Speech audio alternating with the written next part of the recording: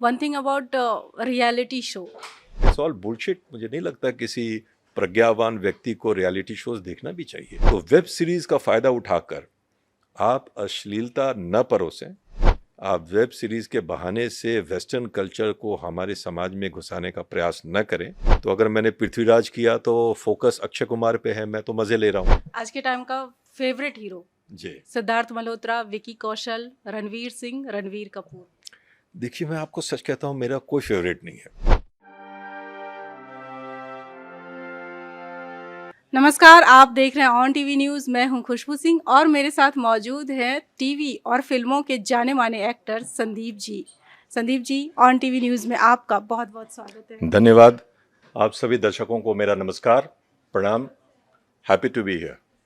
Thank you sir, मुझे भी आपसे मिलकर बहुत अच्छा लग रहा है। उम्मीद है आपको हमारे ऑफिस में आके बहुत अच्छा लगा होगा। बहुत अच्छा लगा मुझे आप सभी लोगों से मिलके। And very vibrant creative work is happening. I am happy to be here. Sir, इन दिनों आप टीवी सीरियल शनि में काम कर रहे हैं। शनि जी। में आप सूर्यदेव का रोल प्ले कर रहे हैं। इससे पहले आपने अर्जुन का रोल प्ले किया है, शिवजी का रोल प्ले किया है, इवन आपने गुरु वशिष्ठ का भी रोल प्ले किया है। जी। तो अभी तक में जो सूर्यदेव की बात करें और अर्जुन शुरुआत की बात करें, तो सबसे फेवरेट आपका रोल कौन सा है? देखिए, मैं 3 दशकों से काम कर रहा हूँ, फ्रॉम 1994 ऑनवर्ड्स। और बहुत सारे बड़े बड़े मेगा धार्मिक धारावाहिक और साथ ही बहुत सारे अच्छे सोशल सीरियल्स में भी काम किया है मैंने। अब जैसा कि मैंने आपसे, आपके सीनियर से मेरी बातचीत हो रही थी, तो मैंने बताया था कि ये इत्तेफाक है कि ये धार्मिक सीरियल्स के रिकॉल वैल्यू बहुत अच्छी हैं। So over the period of time people still recall कि मैंने श्री कृष्णा में अर्जुन का कैरेक्टर किया था। पर बहुत कम लोगों को याद है कि मैंने 2 खिलाड़ी में भी काम किया, आप बीती में भी काम किया, बालाजी के साथ कहीं किसी रोज़, क्या हादसा क्या हकीकत, प्यार का बंधन, अमर उपाध्याय के साथ साथियाँ, अमन वर्मा के साथ दुश्मन, 2 खिलाड़ी, आप बीती। मुझे खुद भी याद नहीं है मैंने कितने सीरियल किए हैं। बट ये सच है कि ज़्यादातर लोगों को मेरे धार्मिक धारावाहिकों में किए गए काम के बारे में बहुत आसानी से याद आ जाती है। And I am also personally very happy, क्योंकि मुझे ये लगता है कि ये भारत के सांस्कृतिक धरोहर के प्रति मेरा एक योगदान है, व्यक्तिगत रूप से एक कलाकार होने के नाते। और जब मैं पीछे मुड़ के देखता हूँ तो मुझे बड़ी खुशी होती है कि मैं इस नाते कुछ एक योगदान दे पाया।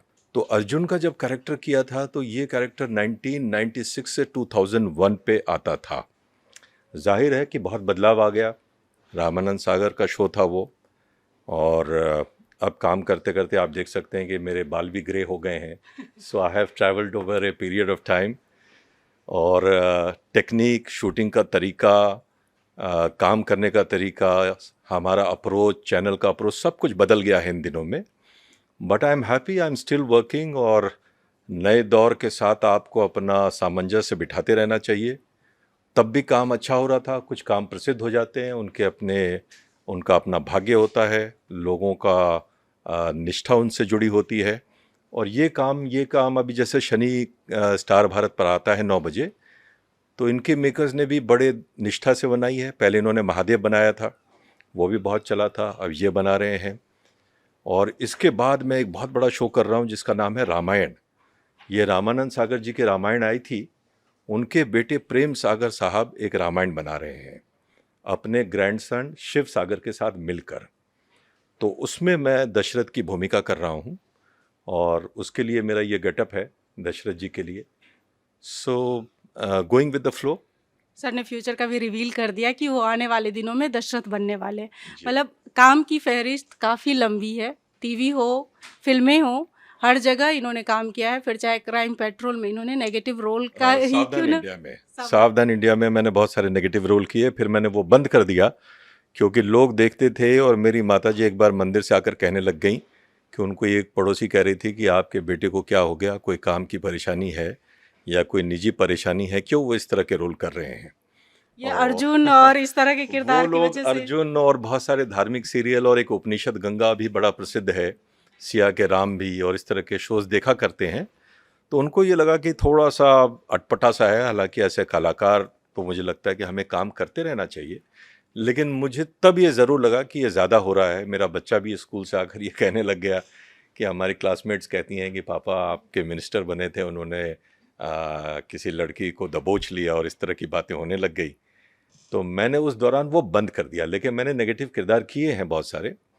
जैसे कि जमुनिया एक शो आता था NDTV इमेजिन पे, उस पर मैं मेन नेगेटिव बना था। प्यार का बंधन में भी मैं एक डॉन था सरकार राज की तरह। तो मैं करता हूँ, मुझे अच्छा लगता है ऐसे कलाकार, मगर मुझे लगता है कि अब थोड़ा गरिमा का ध्यान हमें रखना चाहिए। आज के समय में तो फिर भी लोग एक्सेप्ट करते हैं, लोगों को पता हाँ है हाँ कि हाँ। हर एक एक्टर को अलग-अलग किरदार करने पड़ते हैं। जी लेकिन जिस टाइम में आपने ये माफ़ कीजिएगा श्री कृष्णा किया था, जी अर्जुन का रोल आपने जी। प्ले किया था, उस टाइम में लोगों की धार्मिक आस्था जो थी कुछ अलग ही लेवल की होती थी। ख़ास हाँ करके बुज़ुर्ग महिलाएँ जो होती थी, जो जेंट्स होते थे, वो तो काफ़ी ज़्यादा पूजनीय मानते थे, पूजा करने लग जाते जी थे। जी जी। उनके लिए तो और मुश्किल होगा नहीं, कि अब लेकिन पर ये मेरे लिए, मुझे व्यक्तिगत तौर पर ये अच्छा लगता है कि कुछ लोग रिकॉग्नाइज करते हैं, बुलाते हैं, सम्मान देते हैं। और इतनी रिकॉग्निशन भी नहीं मिलना बहुत अच्छा है, क्योंकि तब मैं इतने लंबे समय तक काम कर पाया।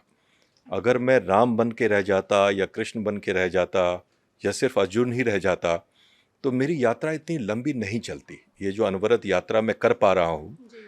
मैंने इसके पहले कोरोना काल के जस्ट बाद एक फिल्म की थी पृथ्वीराज चौहान, अक्षय कुमार साहब के अक्षय साथ, कुमार उनका के साथ। एडवाइज़र बना था मैं। तो मैं वो कर पाया। फिर रविदास फिल्म एक आई थी जिसमें मैं रविदास बना था। तो ये सारे काम रुक जाते अगर मैं एक इमेज में बंध गया होता। इसके तो लिए आपको काम मिलने में कभी परेशानी काम नहीं मिलने हुई? में परेशानी नहीं हुई, क्योंकि आपको इमेज बनाना भी होता है। जब मैं शनि कर रहा हूँ तो मुझे सूर्यदेव के तौर पर एक विश्वसनीय किरदार को लोगों के सामने पेश भी करना है, और फिर उस किरदार को तोड़कर मुझे दशरथ भी बनना पड़ेगा। वरना तो मैं हमेशा हमेशा जो है, अगर आप सूर्यदेव ही बनकर रह जाएंगे तो फिर आगे काम करना मुश्किल होगा। तो इसीलिए मैं, ये जो इतनी पुरानी चर्चा हो रही है, मैं 30 सालों में कितने शो में काम कर चुका हूँ, ये मुझे खुद याद नहीं, और मैं पीछे मुड़ के देखता भी नहीं हूँ। मैं चाहता हूँ कि आप फ्लो के साथ चलते रहें और हर दिन अपने आप को री इन्वेंट करके नया नया काम करते रहें। सर अभी आपने बताया कि आप आने वाले दिनों में रामायण में दशरथ के किरदार में नज़र जी, आने वाले हैं, तो उस ये पहली किरदार में बार लोग आपके आप ही चैनल पर मैं रिवील कर रहा हूँ। ये बहुत बड़ा शो है, और प्रेम सागर जी जो हैं, ये बड़े ज्ञाता व्यक्ति हैं। बहुत सारे शोज़ उन्होंने बनाए हैं पहले भी, शनि और विक्रम बेताल और जय जय बजरंग बली और बहुत सारे, और रामायण में भी वो इन्वॉल्व थे।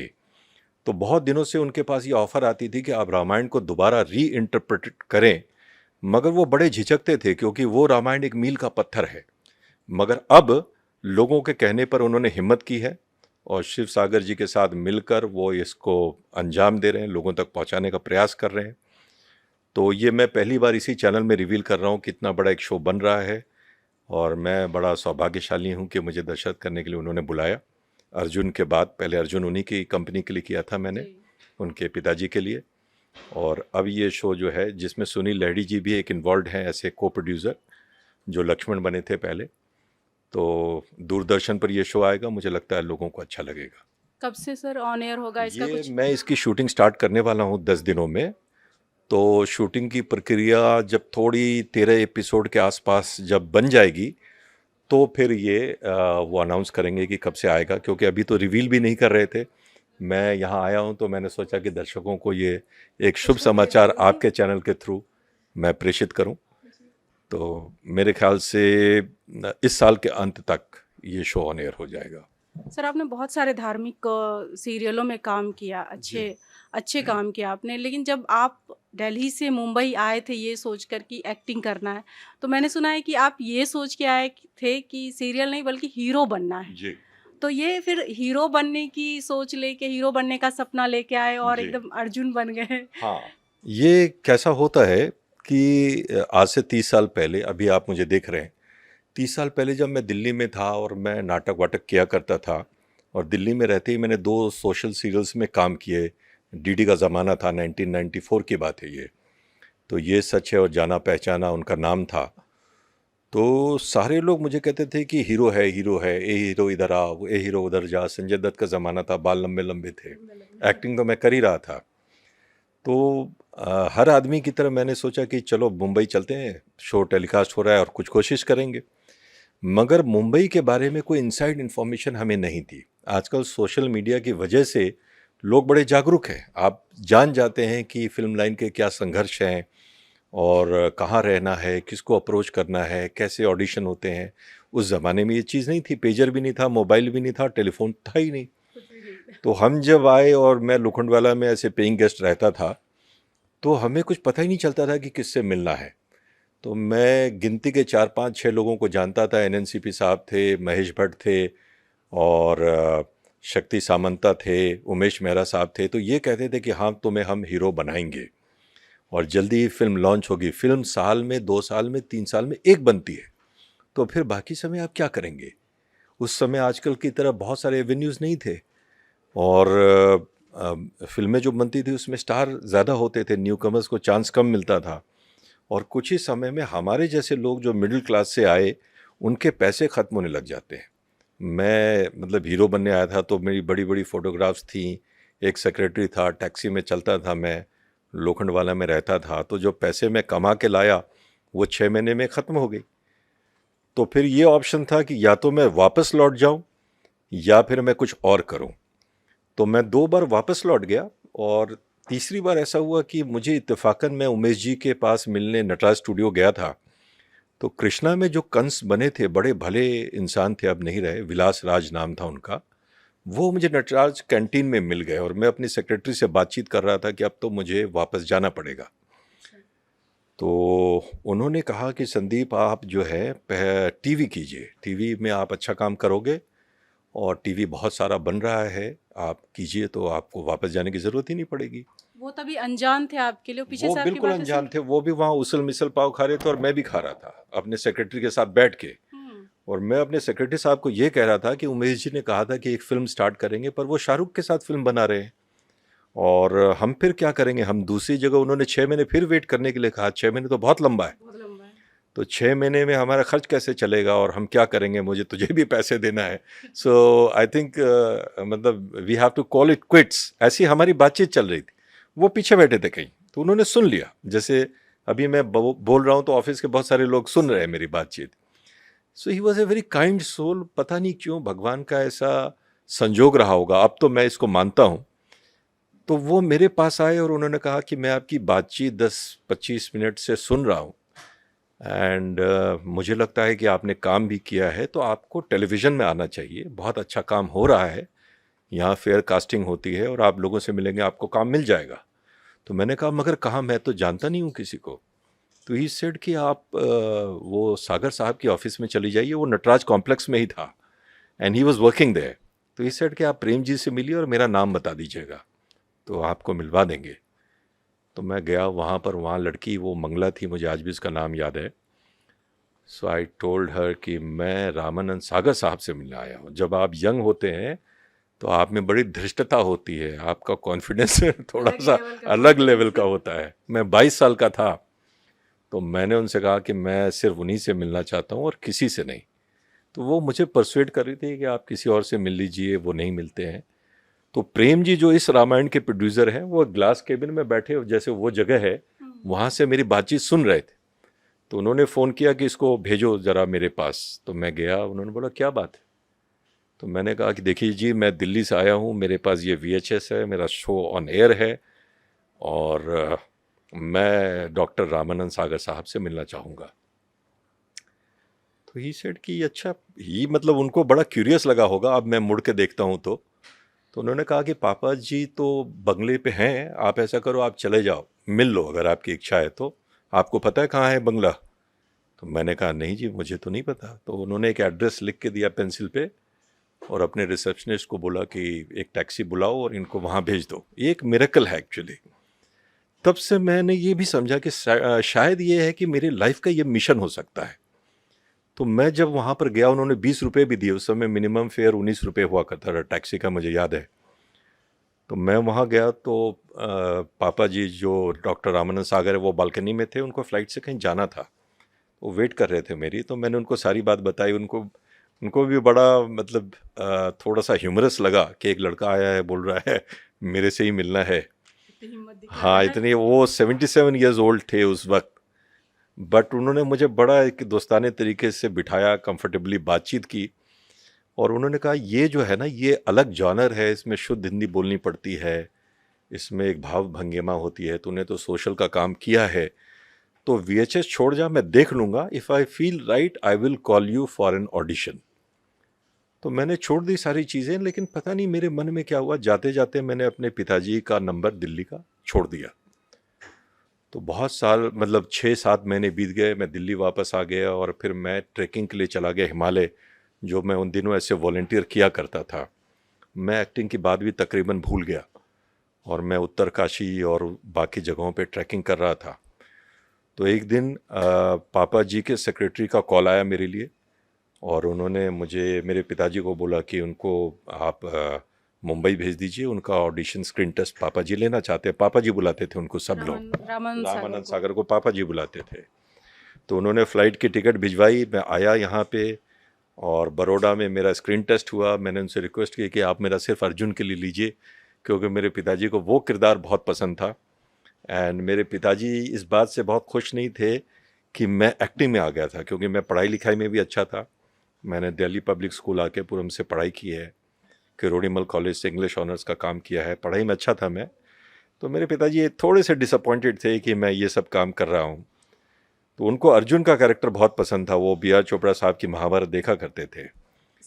तो मैंने सागर साहब से ये रिक्वेस्ट की, आप मुझे अर्जुन का कैरेक्टर दीजिए, वरना तो मत दीजिए आप मुझे कुछ भी। तो वो पिताजी को भी खुश करना था, पिताजी को ही खुश करना था मुझे एक्चुअली।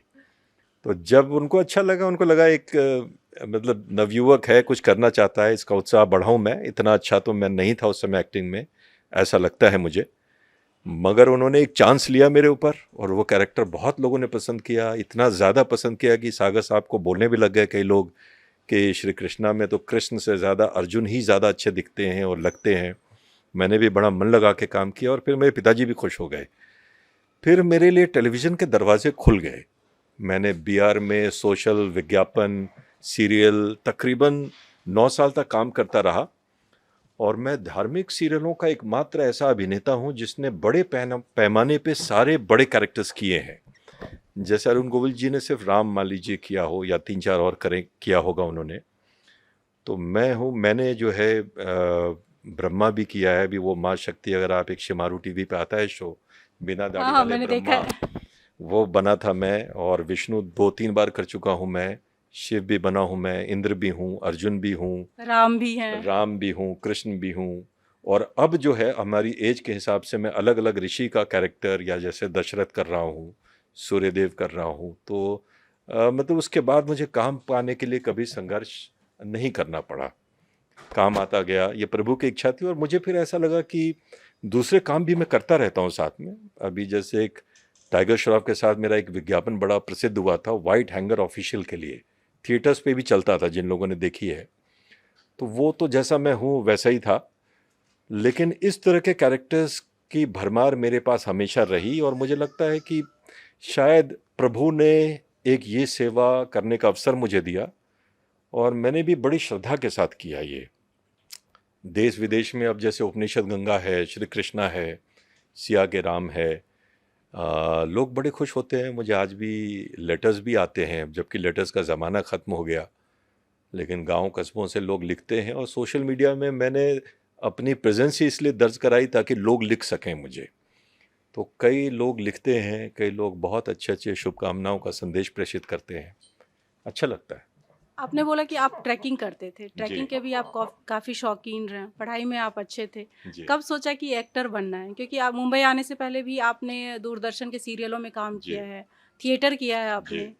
तो ये कब आया कि देखिए एक्टर ही बनना है? वो दौर जो था ना, वो अलग था। ये 1994-96 की बात कर रहा हूँ, जिस दौरान हम एक्टिंग में आए। और उस समय केवल पागल, दीवाने या जुनूनी लोग ही एक्टिंग में आते थे, क्योंकि इतनी अवेयरनेस नहीं थी, कोई एवेन्यू नहीं था, कोई मोबाइल फ़ोन नहीं था। मतलब कई बार तो प्रोड्यूसर ने मुझे ढूंढने के लिए मुंबई में मेरे घर में लोगों को भेजा कि भाई उनसे संपर्क ही नहीं हो पा रहा है, आप प्लीज़ उनको ढूंढ के लाइए। तो हम लोग, मुझे लगता है कि मैं अपने दोस्तों से कहता हूँ कि हम लोग थोड़े थोड़े पागल जैसे ही होंगे। अब मैं अपनी वाइफ को अक्सर ये कहता हूँ कि उस ज़माने में बिना किसी पहचान के सिर्फ एक्टर बनने के लिए कौन आता होगा मुंबई यार, मतलब वही। कोई नॉर्मल आदमी नहीं आएगा। लेकिन ये सच है कि मैं स्कूल से ही एक्टिंग में अच्छा था।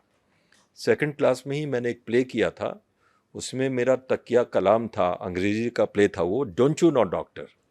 तो वो डोंट यू नो डॉक्टर मैंने इस स्टाइल में बोला कि 4-5 साल तक मेरा नाम ही पड़ गया डोंट यू नो डॉक्टर। फिर मैंने जितने प्लेस किए वो लोग बहुत पसंद करते थे। तो 10th तक आते आते मुझे ये पता चल गया था कि ये कुछ अद्भुत चीज़ है जो मैं कर सकता हूँ और मुझे बड़ा अच्छा भी लगता है। लेकिन ये पता नहीं था कि आगे चल के हम एक्टिंग कैसे कर सकते हैं। तो मैंने एक बार अपनी मम्मी को बोला कि मैं बड़ा होके ना एक्टर बनूंगा। तो उन्होंने बोला क्या पागलपन की बात है, तुम कैसे एक्टर बन सकते हो, एक्टर तो देवानंद साहब, दिलीप कुमार साहब, राजेश खन्ना, अमिताभ बच्चन ये लोग हैं, और तुम कहाँ बॉम्बे जाओगे और क्या करोगे, बड़ी पागलपन की बातें हैं, तुम पढ़ाई लिखाई करो। तो मैं बहुत दिन तक पढ़ाई लिखाई करता रहा, बहुत टाइम वेस्ट किया एक्चुअली। मुझे ऐसा लगता है कि 12th के बाद ही मुझे आना चाहिए था। खैर मैंने वो किया, जो भी थोड़ा बहुत कर पाया, मैंने पढ़ाई लिखाई कंप्लीट कर ली। फिर मैंने श्री राम सेंटर में थिएटर किया और लकीली मुझे वहीं पर वो 2 सीरियल मिल गए। तब घर वालों को ये लगा कि शायद ये एक्टर बन भी जाए, क्योंकि उसको जब उन लोगों ने दूसरों को दिखाया तो हमारे रिलेटिव्स ने बोलने लग गए कि अच्छा काम कर लेता है, इसको जाने दीजिए आप। होनहार वीरवान के हो हाँ, चिकने ऐसा पात। उन्होंने कहा। तो मेरे पिताजी ने एक ही शर्त रखी कि मैंने पढ़ाई लिखाई आपकी करवा दी है, अब आप कुछ करना चाहते हैं तो खुद ब खुद कीजिए। अगर आप काम करते हुए आपको काम मिल जाता है तो आप कर लो, अगर नहीं मिलता है तो कुछ और करो। तो धीरे धीरे ही सही मुझे काम मिलने लग गया। तो 94 से 97 तक मेरी प्रोग्रेस स्लो रही। मैंने थिएटर किया, फिर 2 सीरियल किए, फिर ट्रैकिंग के लिए चला गया, फिर कृष्णा के लिए वापस बुलाया। लेकिन 97 से अब तक टचवुड मैं फिर लगातार काम करता रहा। मतलब किस्मत, आपके पास हुनर तो है ही, किस्मत का भी पूरा साथ रहा। ये किस्मत का साथ होता तो फिर मैं शाहरुख खान या अमिताभ बच्चन बन जाता। हमने मेहनत की, वही मैंने बोला, पुरुषार्थ पर हुनर, मेरा मेहनत और यकीन जो किस्मत। है। देखिए, प्रमोद चक्रवर्ती साहब से मैं बहुत मिलता था जब मैं फिल्मों के लिए स्ट्रगल कर रहा था। उन्होंने अक्षय कुमार साहब को ब्रेक दी थी। उसको किस्मत कहते हैं कि वो आप एक दफ्तर में गए और आपको एक काम मिल गया। हमारा क्या था कि हम मजदूर लोग हैं, हम मेहनत करते गए। जैसे मुझे अगर उन्होंने अर्जुन बनाया तो मैंने प्राणपण से उसमें मेहनत की। आज भी जब मैं शनि कर रहा हूँ, मैं सूर्य देव बना हूँ, तो मुझे लगता नहीं है कि मेरे से ज़्यादा कोई मेहनत सेट पर करता होगा। मुझे ये लगता है कि ये मेरे लिए आखिरी रोल होगा अगर मैंने अच्छा काम नहीं किया, और मैं काम करना चाहता हूँ तो मैं अपनी पूरी ताकत से उसमें काम करता हूँ। जो भी मेरी काबिलियत है या समझ है या जो डायरेक्टर प्रोड्यूसर कहते हैं मुझे, तो मैं उसमें अपने आप को जान जी से काम करता हूँ और मुझे बड़ा अच्छा भी लगता है कि मैं ये काम कर रहा हूँ। तो उसकी बदौलत माता पिता का आशीर्वाद, दर्शकों का प्रेम है कि एक के बाद दूसरा काम आ जाता है। धैर्य की भी कभी परीक्षा होती है, मगर डेफिनेटली मैं बड़ा ग्रेटफुल हूँ कि काम करता रहा हूँ। सर, शाहरुख खान की बात हुई तो आप जब मुंबई आए थे, मैंने सुना आपकी मुलाकात शाहरुख खान से हुई थी। देखिए, ये कोई बड़ी बात नहीं है क्योंकि हम लोग भी फिल्मों में है ना। नहीं, फिल्मों में आने से पहले आपकी हाँ मुलाकात हाँ, हुई देखिए थी। मुलाकात होती थी क्योंकि वो भी उस समय इतने बड़े स्टार नहीं बने थे। और अभी भी जैसे पृथ्वीराज कर रहे थे तो अक्षय साहब के साथ 30-32 दिन था मैं, और उस समय भी मुलाकात हुई। कई बड़े लोगों से मुलाकात होती थी, जैसे एनएनसीपी साहब थे, उनके दफ्तर में बहुत सारे लोग आते थे। तो शाहरुख साहब से 2-3 बार बातचीत भी हुई, मुलाकात भी हुई। हमारी तरह थे, कोई ऐसी बात खास नहीं होती है, लेकिन ऊपर वाला जो नवाजता है आपको, उसके पीछे कोई वजह होती है, पिछले जन्मों के कर्म होते हैं। इस बार भी उन्होंने बड़ी मेहनत की, अभी भी ऐसे अभिनेता कर भी रहे हैं, तो उनकी अपनी काबिलियत भी थी। लेकिन डेफिनेटली उस मकाम पर पहुंचने के लिए आपको भाग्य का धनी होना पड़ता है, और मेरे काम के लिए भी भाग्य बहुत चाहिए, लेकिन इसमें हमारी मेहनत ज़्यादा है। इसमें हमने मेहनत करने की कोशिश की, और फिर ईमानदारी से जब आप काम करेंगे तो कोई ना कोई आपको अप्रिशिएट करता है इसके लिए। जी। सर, आज के स्ट्रगल, जिस टाइम में आपने स्ट्रगल किया, मेहनत किया, काम मिला, आज के टाइम में जबकि सोशल मीडिया है, लोग इजीली कहीं पहुंच सकते हैं, अपने वीडियोज भेज सकते हैं, अपने फोटोज भेज सकते हैं। जी लोग काम देख लेते, मैं यहाँ बैठे बैठे किसी का काम देख लूँगी, भाई यूट्यूब खोलो, इंस्टाग्राम खोलो। उस टाइम के स्ट्रगल और आज के स्ट्रगल में अगर फ़र्क की बात करें जी। तो क्या लगता है कितना? देखिए, फ़र्क बहुत अच्छा है और पॉजिटिव है। हमें याद है कि हम तो प्रिंट कराते थे फ़ोटोग्राफ, उसके पीछे नंबर लिखते थे, फिर हम जाके उसको ऑफिसेस में कहीं हैंडओवर करते थे, कोई देखता था, कोई नहीं देखता था, कहीं वो पड़ी रहती थी चीज़ें। आज आप मेल कर सकते हैं, व्हाट्सअप कर सकते हैं, लिंक भेज सकते हैं, कहीं आने जाने की आपको ज़रूरत नहीं है। तो चीज़ें तो बहुत बेहतर हो गई, लेकिन फ़र्क क्या आ गया? पहले जैसे मैं सागर साहब से मिला तो वो प्रोड्यूसर भी थे, डायरेक्टर भी थे, राइटर भी थे। तो वो तुरंत फैसला ले सकते थे कि इस लड़के को अर्जुन बनाना है या नहीं बनाना है। अब क्या है, 436 लोग ऑफिस में बैठे हैं। प्रोड्यूसर कोई और है, राइटर कोई और है, डायरेक्टर कोई और है, और एक और प्राणी आ गया है जिसका नाम है क्रिएटिव हेड। क्रिएटिव हेड बहुत अच्छा कुशल भी हो सकता है, क्रिएटिव हेड ऐसा भी हो सकता है जो कुशल होने का, प्रवीण होने का एक नाटक करे। तो कई बार क्या होता है कि अच्छे लोग जो हैं वो इसमें दब के रह जाते हैं, क्योंकि एक व्यक्ति निर्णय नहीं ले रहा है। पहले मैं कास्टिंग इंचार्ज से ऊपर जाता हूँ तो क्रिएटिव हेड से मिलता हूँ, फिर क्रिएटिव हेड साहब मेरा नाम प्रोड्यूसर साहब को देते हैं, फिर प्रोड्यूसर साहब उसको चैनल में फॉरवर्ड करते हैं, चैनल में भी 50 लोग बैठे हैं। तो ये यहाँ एक दिक्कत आ रही है कि एक प्रमाणिक व्यक्ति नहीं है या एक प्रमाणिक डिपार्टमेंट नहीं है जो इसका निर्णय ले सके। या तो कास्टिंग डिपार्टमेंट ही वो फैसला कर ले, मगर ऐसा नहीं होता। और दूसरा कि लोगों की संख्या बहुत ज़्यादा बढ़ गई।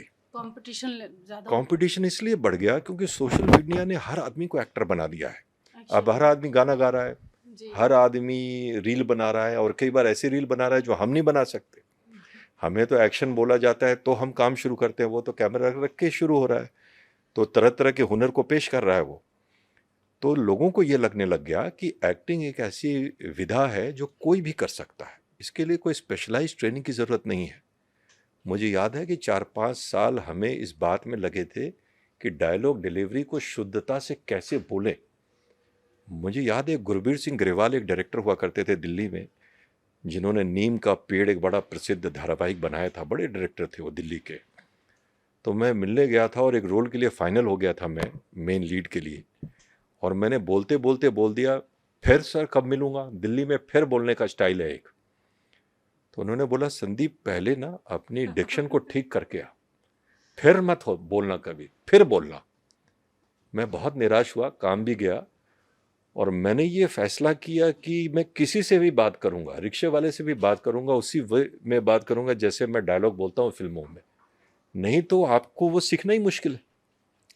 तो 4-5 साल तो इसमें निकल गए कि हमें डिक्शन सीखना है, लेकिन आजकल इस पर कोई तवज्जो नहीं है। कोई कैसे भी बोल सकता है, कोई अंग्रेजी बोल देता है, वो भी अशुद्ध बोलता है, कोई देखने वाला नहीं है। तो चीज़ें थोड़ी सी कंफ्यूजिंग हो गई हैं, आसान भी हैं और कंफ्यूजिंग भी हैं। और आजकल बहुत सारे शौकिया एक्टर भी है, जैसे मैंने आपको बताया कि हम लोग तो दीवाने थे, तो मैं ये सोच के नहीं आया था कि ये काम 5-10 साल करके मैं कुछ और करने लग जाऊंगा। मैं तो एक्टर ही बनना चाहता था पूरी ज़िंदगी के लिए। जैसे कि यहाँ सारे लोग दफ्तर में काम कर रहे हैं, 30-35 साल सोच के चल रहे हैं कि घर परिवार का भी पालन करेंगे और काम भी करेंगे, तो मैं भी पूरी लाइफ एक्टिंग करना चाहता था। तो वो एक ब्रीड थी, और आजकल की ब्रीड है कि यार 5-10 साल देख लेते हैं, नहीं होता है तो कुछ और कर लेंगे, अब्रॉड चले जाएंगे, बिजनेस है। तो ये जो नॉन सीरियसनेस है उससे आप अच्छी एक्टिंग नहीं कर सकते फिर, क्योंकि ये सतत प्रयास करने का, बड़े धैर्य का काम करना है, आपको अपने आप को इम्प्रूव करना है, अपने गेटअप में इम्प्रूव करना है कि 4 साल पहले मेरा गेटअप कुछ और था, अभी दाढ़ी है, हो सकता है आप साल भर के बाद मुझे देखेंगे तो मैं कुछ और रहूँगा। तो ये एक मेजर फ़र्क है, सीरियसनेस, अप्रोच टुवर्ड्स एक्टिंग। मतलब पहले बहुत डेडिकेटेड लोग थे, जैसे मनोज वाजपेयी साहब सालों साल फाके करते रहे, अपने नवाजुद्दीन सिद्दीकी साहब कई मतलब 10-15 साल के बाद काम मिला उनको, तो 10-15 साल कैसे सरवाइव हाँ किया वही, होगा। जिनका भी सुनो स्ट्रगल का हाँ, दौर काफी लंबा बहुत रहा लंबा है, था। इतना आजकल इजीली क्या काम। है कि काम भी तुरंत मिलता है, लेकिन आप गायब भी तुरंत हो जाते हैं। मतलब मैं बहुत लोगों को जानता हूँ जिन्होंने 5-10 साल में बहुत प्रसिद्धि पाई, और आज मुझे भी नहीं पता कि वो लोग कहाँ हैं। मेन लीड करने वाले टेलीविज़न के अंदर 5-10 साल में उनकी डेट एक्सपायर हो जाती है। वो मतलब कुछ और कर रहे होते हैं, या बेजार हो जाते हैं, या बहुत जल्दी डिसअपॉइंटेड हो जाते हैं। महत्वाकांक्षा बहुत ज़्यादा है, एकदम से मर्सिडीज़ BMW आ गई, फिर एकदम से आप रिक्शा पे आ गए, तो आप उससे सामंजस्य नहीं बिठा पाते। एक सोशल मीडिया पर एक वायरल हो रहा था, हमारे जानने वाली एक्टर हैं जिन्होंने अच्छा काम किया 5-6-7 सालों में, तो एक ऐसा फ्लैट ले लिया जिसकी मेंटेनेंस ही 35,000 रुपये है। फिर वैसा काम नहीं आ रहा है, तो 35,000 मेंटेनेंस आप कैसे देंगे? मेंटेन करना काफ़ी मुश्किल बड़ा मुश्किल हो गया। आपने खुद वो जाल ऐसा बुन लिया जिसमें आप फंस जाएंगे। तो ये थोड़ा फ़र्क आ गया है। सर, आपने B.R. चोपड़ा के साथ काफ़ी काम किया है, कई सालों तक आपने काम मैं किया। 9 साल उनके साथ काम करता रहा, जब तक वो कंपनी बंद नहीं हो गई। सर मैं उनके साथ क्या हुआ था, कृष्णा के दौरान ही मैं एक छोटी सी बात आपको बता रहा हूँ। तो सन एंड सैंड में पार्टी थी, और सागर साहब की पोती, if I am not wrong, Prem sir की बेटी की शादी थी, बेटी की। तो उस पार्टी में सारे लोग आए थे, अमरीश पुरी साहब और राजेश खन्ना और बड़े बड़े गणमान्य व्यक्ति, शाहरुख खान साहब, ये लोग। तो उसमें B.R. साहब से मेरा परिचय सागर साहब ने ही कराया।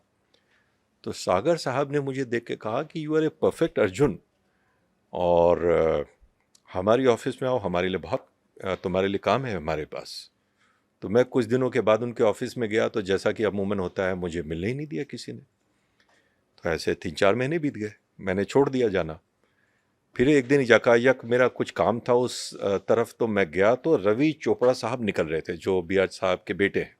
तो उन्होंने मुझे देखा, उन्होंने कहा कि 3-4 साल से we have been waiting for you, 3-4 महीने से, वेयर आर यू?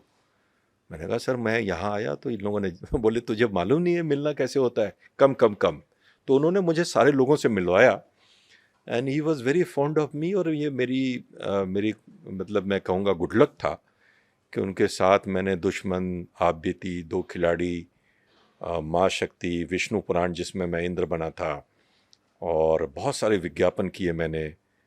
बागवान को छोड़ के हर जगह मुझे काम किया। जिस रोल के लिए मैं शॉर्ट लिस्टेड थे, वो अमन वर्मा को चला गया। क्या हो गया सर ऐसा कि अमन वर्मा को रोल चला गया? वो रवि जी का कहना था कि वो ज़्यादा नेगेटिव दिखते हैं, मैं थोड़ा सा नेगेटिव नहीं दिख रहा था, और वो रोल ऐसा था जो अपने माता पिता के खिलाफ चला जाता है। तो रवि जी को लगा कि मैं उसमें बिलीवेबल नहीं लगूंगा, और अमन साहब बिलीवेबल लगेंगे। वो लगे भी, फिल्म अच्छी चली।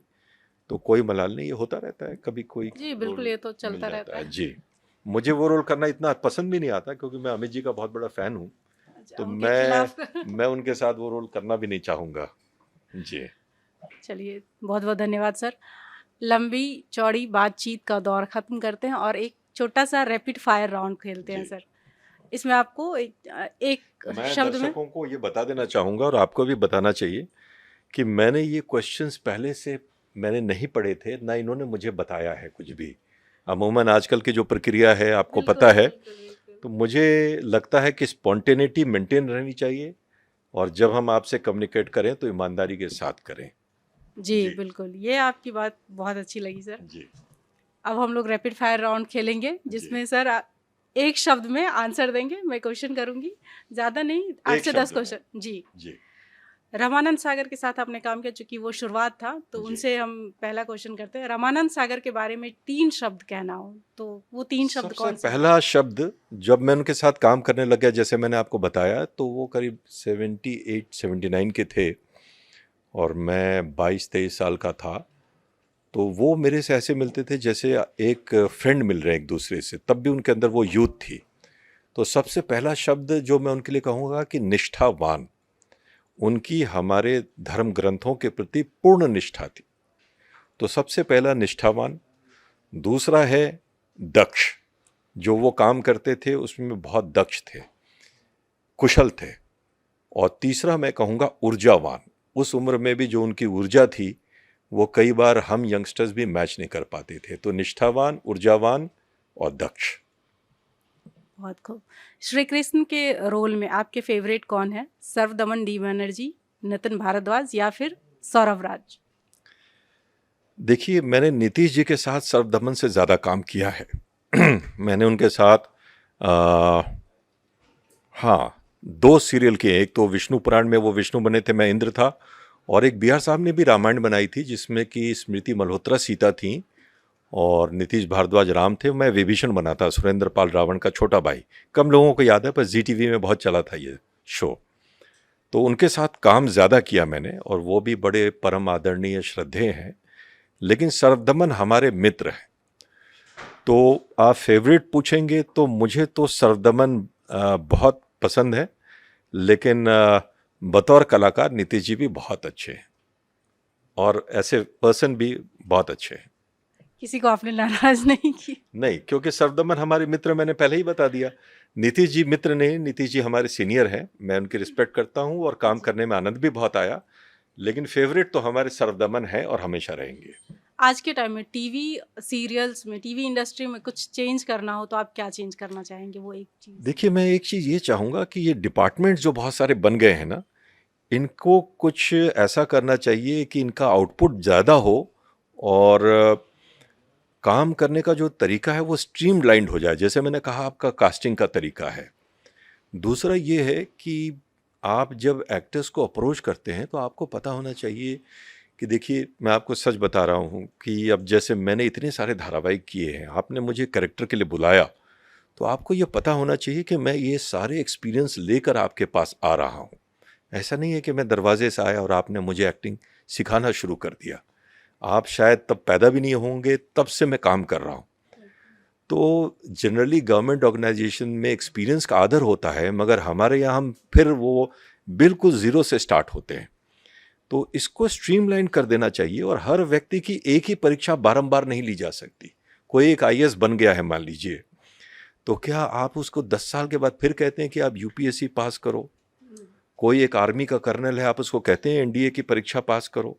तो एक व्यक्ति जो 2 दशक से या 25-30 साल से काम कर रहा है, आप उसको बारंबार इस तरह की ऑडिशन और इस तरह की प्रक्रिया से क्यों गुजारते हैं?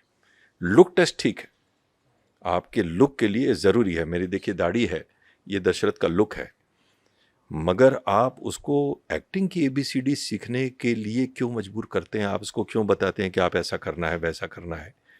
आपको पता होना चाहिए कि आप किससे बात कर रहे हैं, उसने काम किया हुआ है आपसे बहुत ज़्यादा। तो इस चीज़ की कमी है अभी। हर बार वो बेसिक से हम स्टार्ट करते हैं। जैसे अभी ये काम ख़त्म होगा मेरा, तो मेरी और दूसरे लोगों के स्ट्रगल में कोई फ़र्क नहीं है। मैं भी उसी प्रक्रिया से गुजरूंगा जिससे कि एक यंगस्टर्स 22 साल का गुजर रहा है। तो वो थोड़ी सी सिलेक्शन गलत प्रोसेस चीज़ जो है वो जी, सिलेक्शन प्रोसेस को स्ट्रीमलाइन और साइंटिफिक बनाना चाहिए। ये साइंटिफिक नहीं है। One thing about reality show. अब मैं तो इंडस्ट्री का हूँ, मगर आजकल सोशल मीडिया के ज़माने में सभी लोग जानते हैं कि they are all fake. All reality shows are scripted. जैसे कि हम दूसरे धारावाहिक बनाते हैं और वो सब नाटक कर रहे होते हैं। वो सारी स्क्रिप्ट उनको दी जाती है, उनको डायरेक्शन दी जाती है, उनको बताया जाता है कि आपको क्या करना है, कब झगड़ा करना है, किससे करना है, कौन गुस्सा करेगा, कौन शांत हो जाएगा, कौन रोने लग जाएगा। It is all scripted and it's all fake and it's all bullshit. मुझे नहीं लगता किसी प्रज्ञावान व्यक्ति को रियलिटी शोज देखना भी चाहिए। रियलिटी शो रियलिटी है ही नहीं। वो गार्बेज है, वो एक रबिश है जिसमें न तो किसी अच्छे एक्टर को पार्टिसिपेट करना चाहिए और न किसी ऑडियंस को घर में बैठ के देखना चाहिए। It is a waste of time. क्या होता है, वाइकेरियस प्लेजर है। आप पड़ोसी के घर में क्या हो रहा है आपको सुनने का दिल करता है। इसका फ़ायदा उठा के वो लोग एक ऐसी चीज़ बना रहे हैं जिसमें आपको इन्वॉल्व कर लेते हैं। इट इज़ लाइक एडिक्शन, मगर इस एडिक्शन से परहेज करें। It's like bad habit. और ओटीटी के बारे में सर क्या कहें? देखिए, ओटीटी फिल्म और टेलीविज़न के बीच की चीज़ है। फिल्मों में क्या होता है कि प्रोजेक्शन होता है, आपकी पर्सनैलिटी वर्क करती है, वाइड एंगल शॉट्स हैं, आप नेचर को दिखाते हैं। टेलीविज़न क्लोज मीडियम का शॉट है जिसमें एक्टिंग की जाती है। अब ये एक वेब सीरीज़ आई है जिसमें कि स्टार्ट, मीडियम और एंड तो है, लेकिन ये कितने दिनों तक रियलिस्टिक रहेगी ये कहना मुश्किल है, क्योंकि वहाँ भी वही खराबियाँ और करप्शन आती जा रही हैं जो किसी ज़माने में टेलीविज़न में आ गई थी।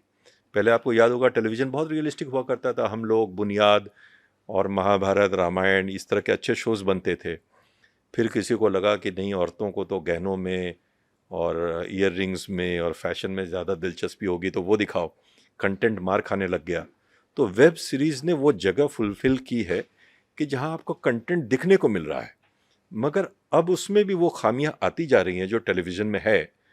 सो आई होप अगर वो मेंटेन कर सकें तो कुछ अच्छा कंटेंट लोगों को देखने को मिलेगा। और दूसरा, जो मैं पर्सनली बहुत चिंतित रहता हूँ और मैं आपको कहना चाहूँगा कि ऐसे बहुत कम वेब शोज़ हैं जो आप फैमिली के साथ देख सकें।